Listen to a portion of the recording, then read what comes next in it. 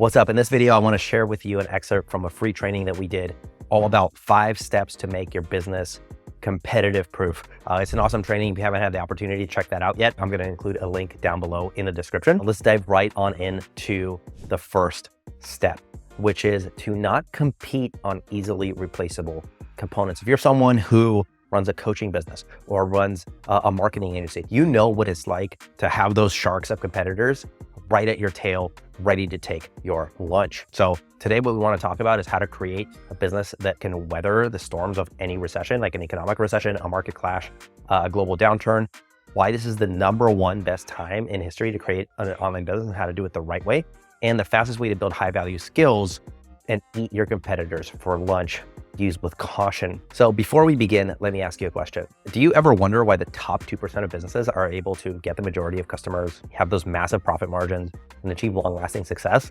Meanwhile, of new businesses, only 25% make it to 15 years down the line. And of those, how many are actually profitable? You might remember companies like Nokia, Kodak, Xerox, Polaroid, Blackberry, Yahoo, MySpace, Blockbuster, AOL, Netscape, Compaq, Toys R Us. Whatever happened to them? They fell victim to the 3 illusions. The first is the illusion of safety. And we're going to cover the other illusions inside the free training if you want to know about the second illusion, the illusion of patterns, and the third illusion, the illusion of thought. Go and check out the free training. It's really, really awesome. You guys are really going to like it. If you're missing any one of these, your business is in danger and you don't even know it. So these companies all had smart people, but it still happened. What happened? Polaroid, 1991, $3 billion valuation, 3,000 employees. 2001, bankrupt. That's a huge drop. Industry disruption, failure to pivot. Blockbuster, 2004, $6 billion, 84,300 employees, 9,000 stores. 10 years later, dead, non-existent company. Rise of the internet, instant access to video on demand. Blackberry, 2007, $3 billion, 85 million units sold in 2007. By 2020, market share is almost non-existent. Death rate, iPhone, company too slow to change or adapt to the market. There are countless other examples of this. Warning, failure to apply this training, you can be eliminated by the competition and run out of business before you realize what happened. You will have to struggle to hunt down new clients, cut into your margins, and suffer from that profit creep and that price creep that affects so many businesses. Your business will have a lower probability of survival and success on a mid to long-term time horizon. And this comes out of the question, why are you in business in the first place? People start businesses for a quick win. These should be your favorite types of people. Why? Quick wins don't build moats. Why not? If someone can replicate your entire business model in 3 to 6 months or faster, do you really have a business? Or are you just waiting to be outcompeted? If someone can disrupt your entire business model in 6 to 12 months, do you really have a business? That's the big question. If I put a gun to your head, how long would it take you to replicate the business model of a top competitor? How quickly could you do it? Could you do it in 3 months? Could you do it in 6 months? Could you do it in 12 months? The best businesses have the biggest moats. If the answer was, I think I could do it really easy in 6 months, we'd have a problem. Make sense? Quick wins don't build moats. They build sandcastles. And what happens to a sandcastle when a wave comes, right? It gets wiped away, and what does your business become? It becomes a pile of sand. And there's this illusion of safety that you have. I hope my business survives the next wave. Is that a real strategy? Is wishing and hoping a real enough strategy for you? Or do you think there's maybe a better strategy at play that you can implement?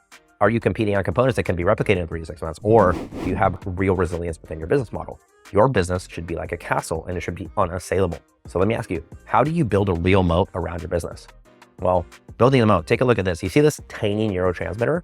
It's called dopamine. And this is the reward center of your brain. Dopamine makes us crave things that are easy, satisfying, and comfortable.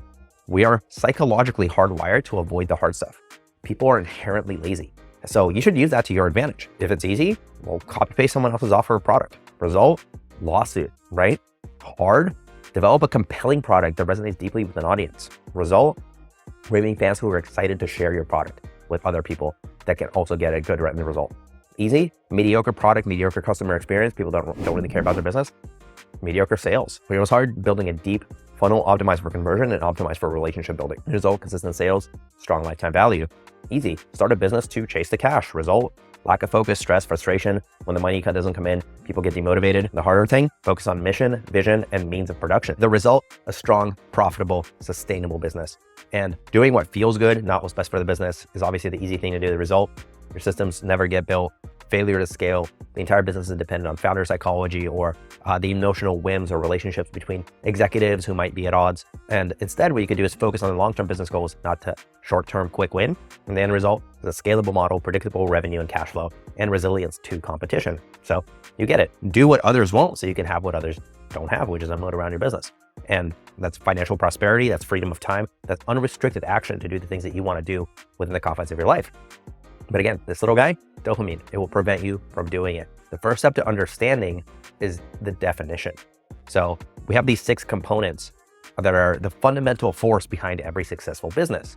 Let's take a look at them really quickly. First is your product or service. The root of all money, long-lasting businesses, and your number one job as an entrepreneur is to improve your product as much as possible. You want to focus on the value that that's delivering. Value is at the core of every great business.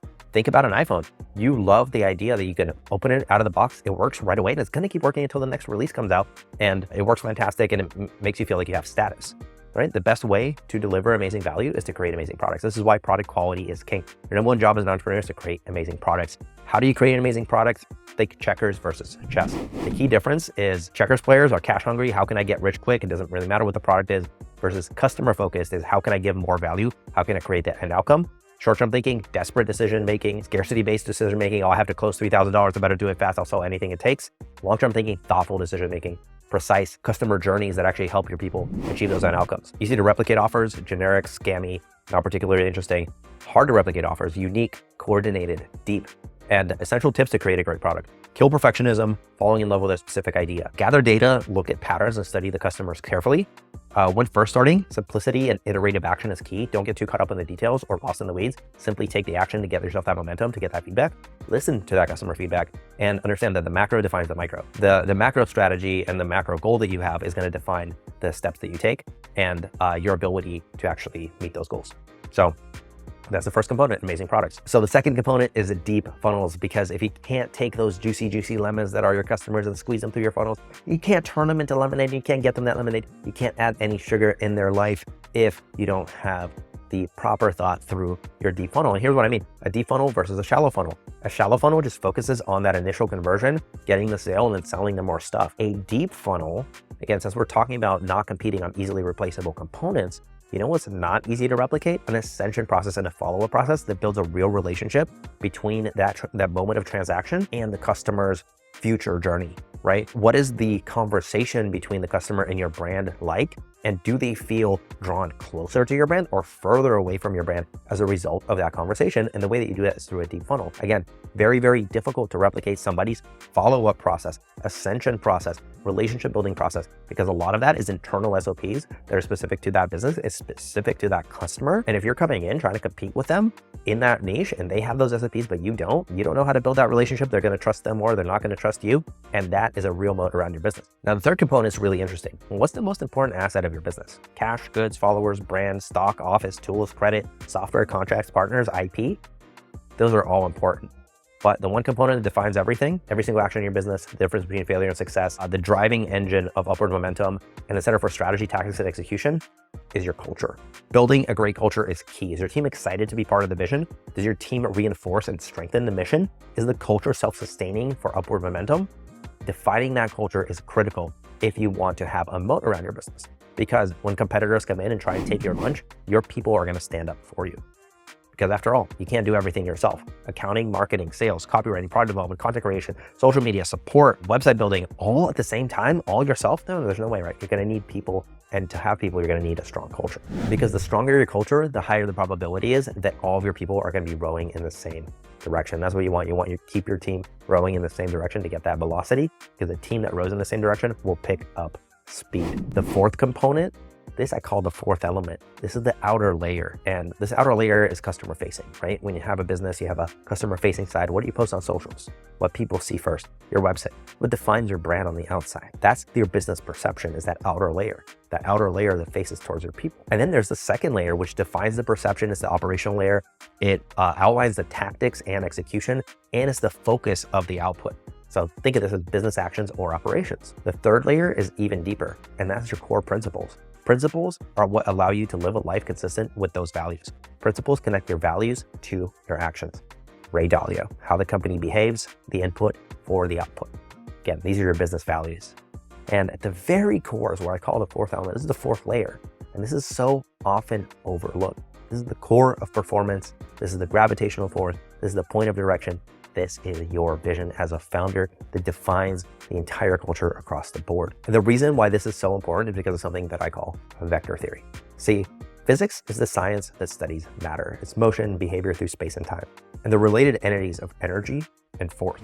Physics is the most fundamental scientific discipline, and its main goal is to understand how the universe behaves. In physics, a Euclidean vector is a geometric object that has a magnitude and direction, traveling through space from point A to point B. Think of it as a direction with momentum behind it. Guess what? The Earth is a giant biome moving through space. Mass plus velocity equals momentum. We should all know that one. This happens to your business when you have a defined vision. When you have velocity, and you have direction, and you have mass, you have momentum. The more momentum a single direction an object has, the faster it will arrive at its destination. And the more momentum that your business has, the harder it is to compete with, because you're going to be moving faster than your competitors simply by moving quicker, by having better asset management, by having better lead flow management, and by really building those moats around your business. Again, your vision is your direction, and you want to set it correctly from the beginning. The fifth component, how does society work? Roads, hospitals, education, finance, governance, supply lines, infrastructure. Infrastructure equals systems. When you turn on your water faucet, what happens? Water flows, right? You go to your house, you turn on the water faucet, water flows. When you turn on your money faucet, what happens? Money flows. Money should flow if you've built your systems in your life accordingly. People expect money to flow without building the pipes first. That's where most people make the mistake, because every single business needs operations, hiring, firing, accounting, support, lead flow. That's the piping that makes your business work. Because without systems, here's what happens. Every single day, we make 35,000 decisions. That's 2,187 decisions per hour. And if you look at this graph, it shows the decision-making fatigue over the course of the day. As you make more and more decisions, your probability of having accurate decisions actually decreases. The more decisions, the less quality. So you want to make sure that your business has those systems that are going to support that human element, because that's going to give you a competitive advantage if you ever have to perform against people at a long time horizon, like more of like a marathon rather than a sprint. You're going to be able to fall back on those systems and say, hey, you know what? Our operations are really good. Our accounting is really solid. Our lead flow is really consistent. You know what? We do have a better website system than our competitor. And those are things that take time to replicate or even figure out that they need to be replicated. And that creates, again, another competitive moat for your business. So let me ask you a question. The sixth component here is mental real estate. And that's your ability to take up space within the mind of your prospective client. When you think phone, you typically think iPhone. When you think, let's go watch TV, sometimes people think Netflix, right? So there's a predefined association. When you hear car, what do you think about? When you hear luxury car, what do you think about? Now, what about budget car? Probably different imaginations and different visualizations depending on the verbiage. What do you see? Probably a specific brand or item. The biggest brands in the world spend millions, if not billions of dollars on marketing to put a piece of real estate inside your brain. You want a soda? Most people think Coca-Cola, right? There's a reason why Coca-Cola spends this much on advertising per year. It's why that's in billions of dollars, $4 billion on advertising or more. So let's take a look at that. It's $4.25 billion to get a spot inside your brain. That's pretty valuable real estate. The good news is you don't need to spend $4 billion. What you need is high quality real estate in a targeted market that's willing to buy. As Al Ries says, the basic approach of positioning is not to create something new and different, but to manipulate what's already up there in the mind to retie the connections that already exist. So that's it. Those are the 6 components to taking the first step on building a competitive proof business. Now, this is an excerpt from a free training, a free training that we did. And there's more steps to this training, by the way. There's 4 more steps. This was just step 1 that I broke down for you guys in detail. And there's other details inside this training we didn't even include in this video. So if you found this valuable and want more like this, like pop in on the opt-in, the 5 steps to make your business competitive proof. And I guarantee you the information in there for it being free is going to absolutely change the way you think about business, the way that you think about competition, transforming competition into collaboration, actually turning that into a net positive. We cover a lot of that inside of that training. It's absolutely free. So click the link down below. We'll include it and get it. You're going to absolutely love it. Go through it, take notes, implement, apply, comment down below. Did you like it? What did you like the most about it? How did it impact your business positively? We love to hear from you. And as always, if you want to hear more content about entrepreneurship, about leadership, about how to build a great business, please subscribe to the channel. comment down below what you found most interesting about this video. And as always, I appreciate you and your time. Thank you for taking the time to watch this video. This was a great excerpt. I hope you got a lot out of it. I hope this sparks some thought for you on what you can do inside your business to build a better moat, to protect yourself, to protect your livelihood, to protect your own interests, and to help you protect the interests of your clients, because that's what we want to see for you. We want to see you succeed. We want to see you crush it. Click the link down below, check out the free training, subscribe to the channel, like and comment, and I will see you in the next one.